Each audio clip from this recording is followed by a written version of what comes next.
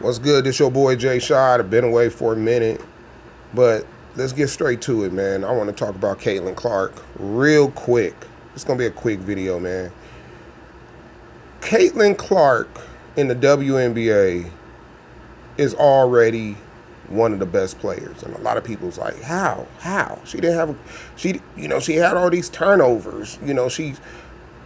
She damn near in the second game started off slow, but still finished with 20. But what people ain't noticing, she's being guarded. If you watch WNBA action, and if you've been following for years, she's being guarded differently than a lot of other WNBA stars.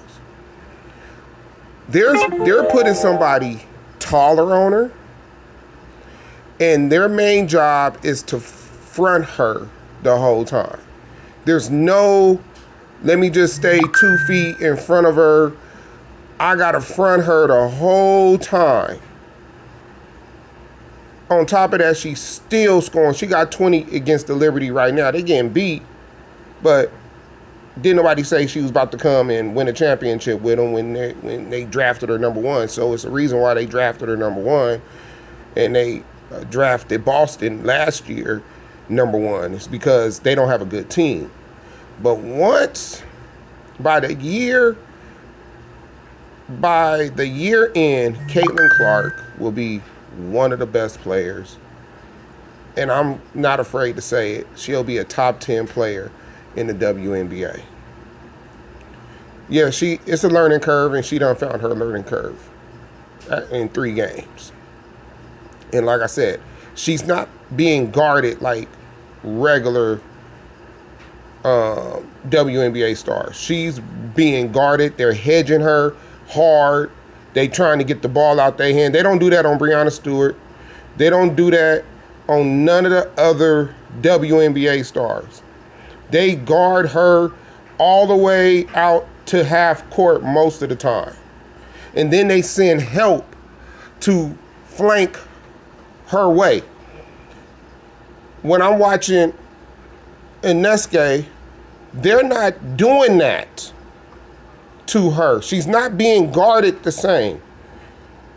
These other star WNBA players do not get guarded the same. So if you're getting guarded differently than everybody else, then that lets you know that you are that person. Now, I would say the N word, but hey, I'm trying to keep it PG. You are that person. And that's just what it is. If she wasn't that person, they would not be guarding her the way they guard her. They try to put females on her that's 6'5", 6'4". They're not doing that with the other small guards. If you watch, let's say, I can't think of the guard's name. Skylar Diggins. They're not guarding her the same way. And she's a point guard. She's kind of like a point guard. They don't have nobody 6'5" guarding her. You know who's guarding Skylar Diggins? Somebody around the same height or smaller.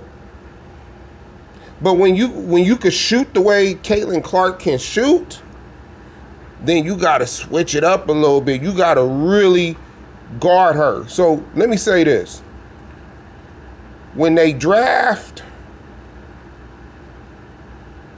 one of these top players that's in college in 2 years, they will be the best team in the NBA. Because that's how the WNBA works. You start off as a bad team, you be in the draft for about 3-4 years, now you got all number one picks, and now you're considered the best team in the league. So if Juju end up getting drafted to Indiana, and you got Juju and you got Caitlin Clark, then guess what? You can't guard Caitlin Clark the way they're able to guard because there's nobody on their perimeter that's a threat. I done watched their point guard shoot open threes and she can't hit them, when most female shooters in the NBA, that's guards, they make their money off shooting that three. So, of course, you know, a lot of y'all want to attack Caitlin Clark and say, oh, see, it was a fluke, and y'all ain't looking at the game right. Y'all ain't looking at the game right. But I'm going to call it like I see it. Like I said, I ain't made a video in a minute, but I had to come out and make a quick one just to let y'all know. In my next video, I'm going to probably show y'all how she's being guarded.